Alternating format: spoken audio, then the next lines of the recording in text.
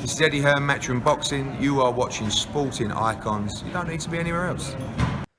All right, as I'm sure most of you will already be aware, Anthony Joshua will take on Jermaine Franklin on April the 1st at the O2 Arena in London, England. Anyway, Anthony Joshua has said this about that particular fight. Mentally and physically, I feel ready. I want to put on a show. So short and sweet from Anthony Joshua. Now, he's going to have to be ready, isn't he? He is, because of what we've seen with Jermaine Franklin last time out against Dillian Whyte, is that he is quite durable, and he knows how to box, and he's a pretty decent puncher as well. I mean, I suppose you have to be 14 knockout victories in his 21 wins. So he can certainly bang. But this is the kind of fight where Anthony Joshua, this is pretty much a make or break. Now, I don't agree with the whole narrative. If he loses, then that's it, he's done. I don't get that. I mean, you lose to Alexander Usyk twice, which nothing wrong in the world with that. But then if you come back and lose to Jermaine Franklin, listen, at the end of the day, people will always criticise Anthony Joshua. It doesn't matter who it is that he's fighting. He could be fighting Deontay Wilder next, and people will criticise it.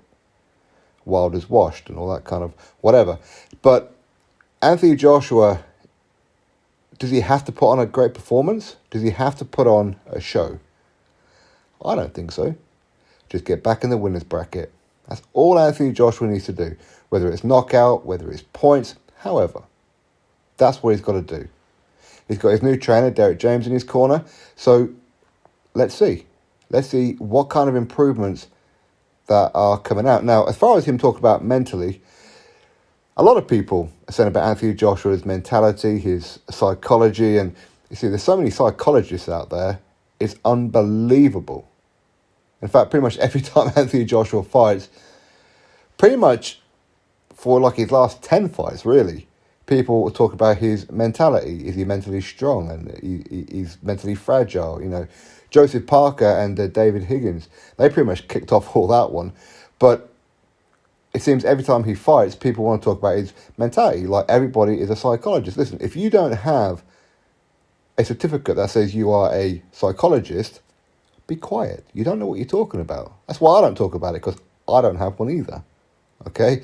It's weird. It's very, very weird how people want to take one little instance or however and blow it up into a huge molehill. Okay, he lost.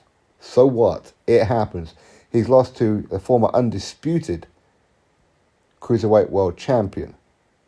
Okay, and what? What, are you not supposed to? I mean, come on. Is there some kind of great shame in that? I have no idea. But him taking on Jermaine Franklin, there are far worse opponents that he could have taken on. Far worse. Now, both of them are coming off a loss.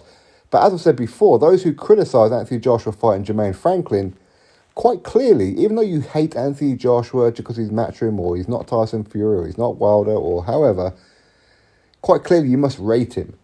Because every time he fights someone, you've got to say that he's cherry-picking someone. So quite clearly, you rate Anthony Joshua higher than what you're willing to admit. That's the reality of it. But mentally and physically, he feels ready and he wants to put on a show.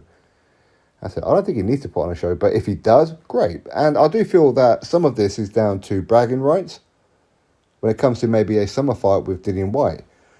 I dominated Jermaine Franklin, or I knocked out Jermaine Franklin, and therefore I have the edge on you. It's a psychology thing, isn't it? It is. It has to be.